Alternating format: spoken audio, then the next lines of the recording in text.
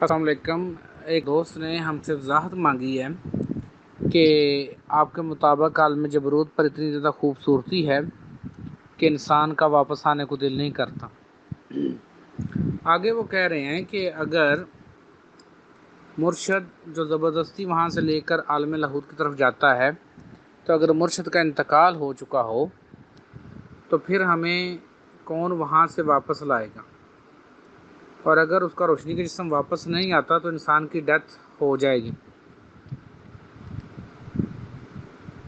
دیکھیں، عالم جبروت کا تعلق عالم ناسوت کے ساتھ نہیں ہے۔ عالم ناسوت میں مٹی کا جسم ہے، اس مٹی کے جسم کے حواس ہے، یہی ورکنگ کرتا ہے۔ تو جب آپ عالم جبروت پہ پہنچتے ہیں تو وہاں پر لازمی نہیں ہے کہ آپ کا وہی مرشد آئے۔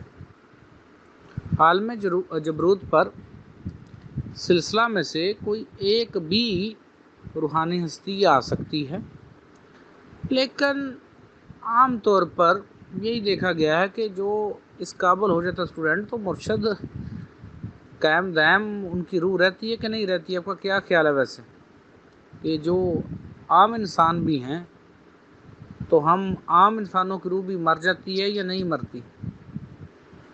غور کریں، خود اپنے اندر سوال پیدا ہونے دیں اور دیکھیں کیا جواب آتا ہے۔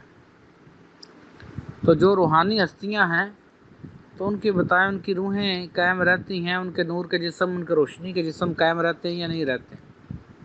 غور کریں اس کے اوپر۔ تو اس کا سمپل سا جواب یہ ہے کہ جب آپ عالم جبروت میں جاتے ہیں تو پہلے تو بات یہ ہوتی ہے کہ ٹیچر ہی آتا ہے، اگر نہ آئے تو سلسلے میں سے کوئی ایک آ جائے گا، اگر نہیں آتا اور پردہ ہوتا ہے تو روشنی کے جسم یا نور کے جسم ماشاءاللہ جو روحانی استاد ہوتے ہیں ان کے پہنچ کر مدد کرتے ہیں۔ اور آپ بے فکر رہیں، سب سے پہلے آپ اپنے اس مٹی کے جسم سے باہر آئیں، اس مٹی کے جسم سے الگ ہوں۔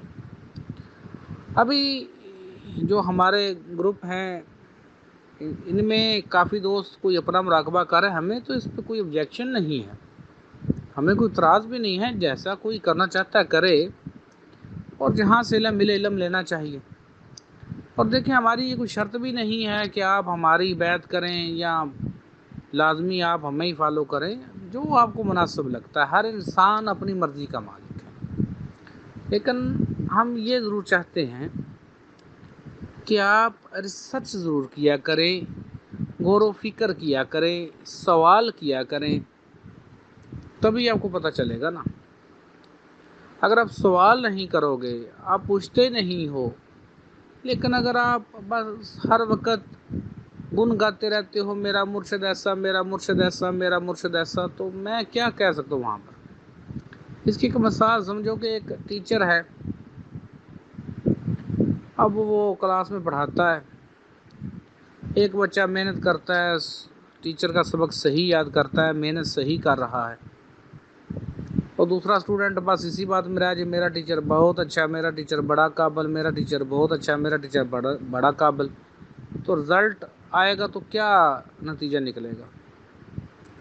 اور یہ میں بارہا کہہ رہا ہوں اپنے آپ کو کہ یہ جو آپ کو فری کی جنت کی ٹکٹیں دے دی جاتی ہیں نا، اس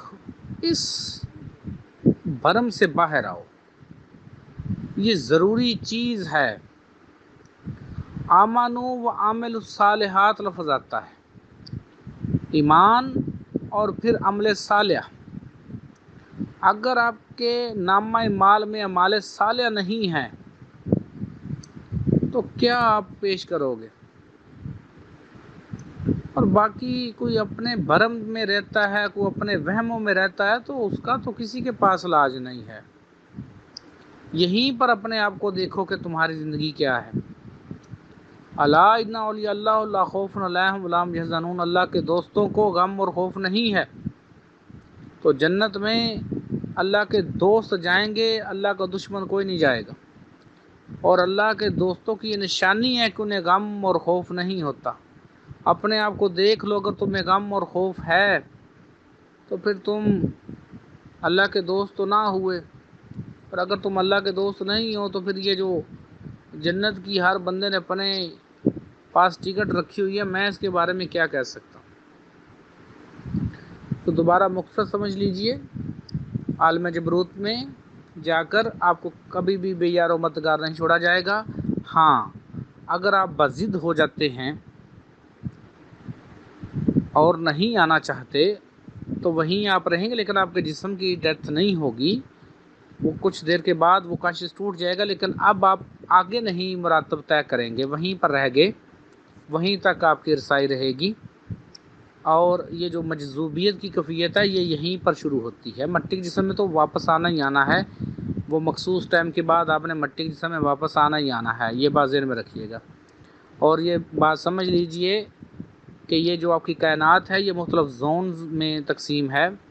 कहीं किसी एक टाइम जोन का टाइम बहुत तेज़ चलता है आपके इस मुकाबले में, और किसी एक जोन का टाइम बहुत मुख्तसर चलता है आपके इस टाइम के मुकाबले पर। उम्मीद है जो आपकी समझ आ गई होगी, नहीं समझी तो पूछ सकते हैं।